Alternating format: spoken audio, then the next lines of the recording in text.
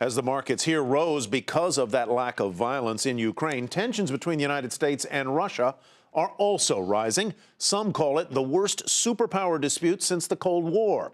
The U.S. and European Union slapped sanctions on Russian and Ukrainian officials after a vote over the weekend paved the way for Russian President Vladimir Putin to annex Crimea from Ukraine.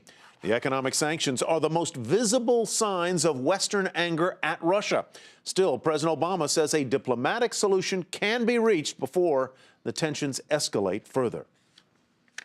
I believe there's still a path to resolve this situation diplomatically in a way that addresses the interests of both Russia and Ukraine. That includes Russia pulling its forces in Crimea back to their bases, supporting the deployment of additional international monitors in Ukraine, and engaging in dialogue with the Ukrainian government. Steve Sedgwick is on the ground for us in Kiev with a look at what may happen next.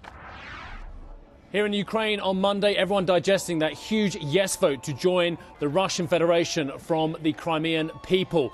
Everyone now turning to President Putin to see what he does next on three fronts. One, does he and his Russian parliament give annexation of Crimea the OK and give it the thumbs up in the Russian parliament? Two, does he increase the pressure on Ukraine militarily? And three, how does he react to sanctions from the EU and the US? Politicians in Kiev, for their part, are adamant that the referendum is illegal. I spoke today to the Prime Minister, Mr. Yatsenyuk, who said to me he still wanted a diplomatic solution rather than a military solution to this crisis, although he and every Ukrainian must be prepared, he said, to fight for their country if indeed there is an escalation of Russian intent in the east of this country. This is Steve Sedgwick, the Nightly Business Report in Kiev.